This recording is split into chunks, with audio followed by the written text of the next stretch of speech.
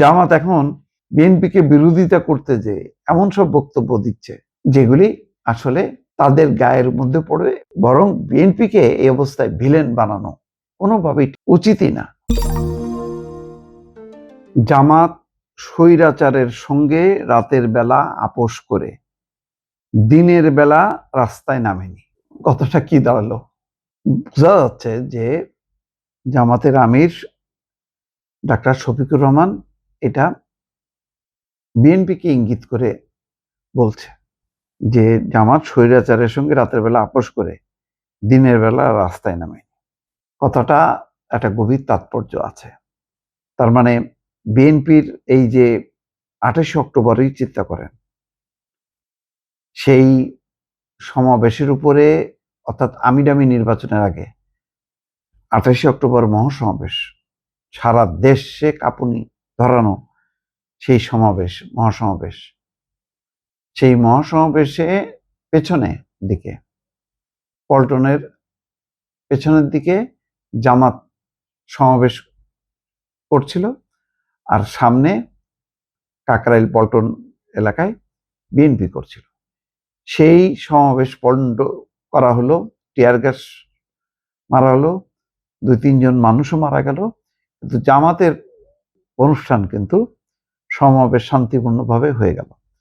তখন সবাই বলছিল যে তাহলে কি এটা সরকারের সাথে আপোষ করে তারা নামলো, যেখানে নির্মমভাবে মানে হামলা করা হচ্ছিল বিএনপির নেতা কর্মীদেরকে। তখন কিন্তু জোটের স্বার্থে বা একই দাবির যেহেতু একাত্মতা, তারা জামাতের কিন্তু হাজার হাজার নেতাকর্মী এসে বিএনপির সমাবেশের পাশে বা নেতাকর্মীদের পাশে দাঁড়ায়নি। তারা তাদের মতন করে সমাবেশ চলে গেছে, ঘুরে চলে গেছে। তো এটা কি আপোষ না? সমালোচনা আমি বলবো না যে জামাতের কোনো অবদান নেই। তারপরে তার আগে ডিপ্লোমা ইঞ্জিনিয়ার্সের সেখানেও সমাবেশ করেছে। হ্যাঁ, জামাত অধিকাংশ সময় বিগত প্রথম দিকে 15 বছরের 2014 পর্যন্ত বলা যায়, 14 বা 15 পর্যন্ত তারা মাঠে ছিল। তারপর থেকে তারা কিন্তু আন্ডারগ্রাউন্ডে চলে যায়। সেই জন্য অনেকে বলে গুপ্ত। তখন আর প্রকাশ্যে নেই। তখন প্রকাশ্যে ছিল একটাই দল, সেটা হচ্ছে বাংলাদেশ জাতীয়তাবাদী দল, সংক্ষেপে বিএনপি।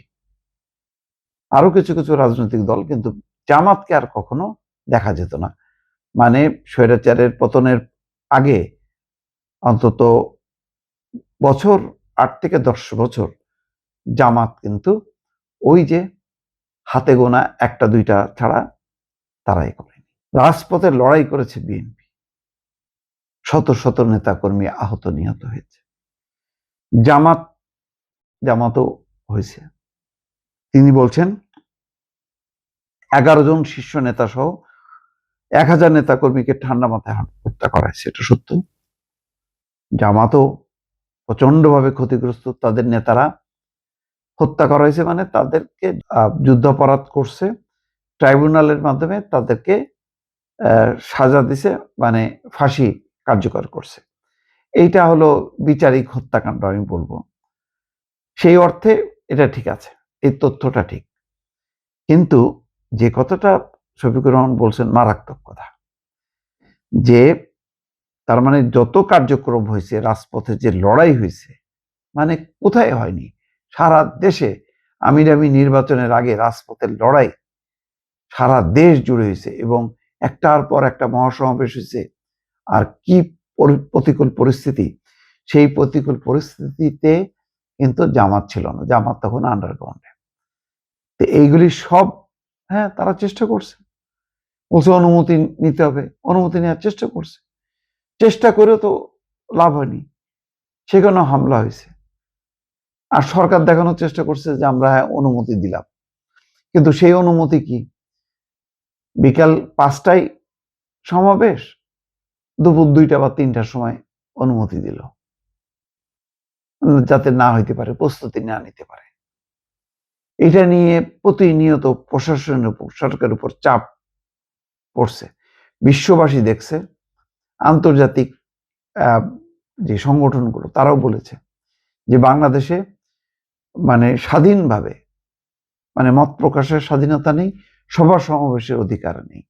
সেইটা এই যে কথাগুলো আসছে মার্কিন দূতাবাস, ব্রিটিশ দূতাবাস, অ্যামনেস্টি, সেটা বিএনপির রাজনৈতিক কার্যক্রম বাধাগ্রস্ত হচ্ছে বলেই এই আন্তর্জাতিক সংস্থাগুলো এই বক্তব্য রেখেছে। সেটাকে যদি এখন কটাক্ষ করা হয় তাদের এই রাজপথের লড়াইটাকে, তাহলে তারা কি আপোষ করে নির্বাচন করছে? 18 সালে সবাই গেছে, সেটাও ছিল একটা প্রতিবাদের অংশ, কিন্তু আমিডামি নির্বাচনে গেছে। তারপরে তারা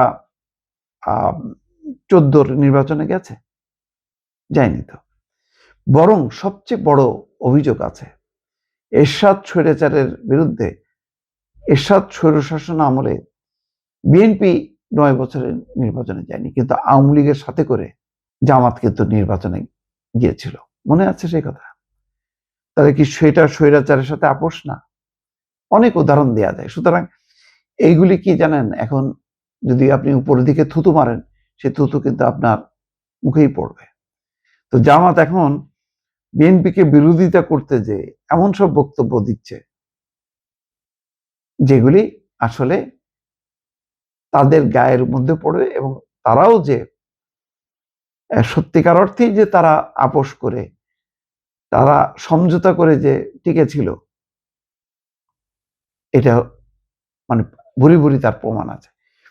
বরং বিএনপিকে এই অবস্থায় ভিলেন বানানো কোনোভাবেই ঠিক না, উচিতই না। তিনি বলছেন যে আমরা কারো সাথে তলে তলে রাতের বেলা আপোষ করি নাই, আর দিনের বেলায় গিয়ে রাস্তায় নেমে চিৎকার দেই নাই, এবং আমরা স্বৈরাচারের পারমিশন নিয়েও রাস্তায় নামি নাই, ওই পারমিশনের তোয়াক্কাও আমরা করি নাই। তো তোয়াক্কাও করলেন না, মাঠেও নামলেন না, তাহলে কি হইলো?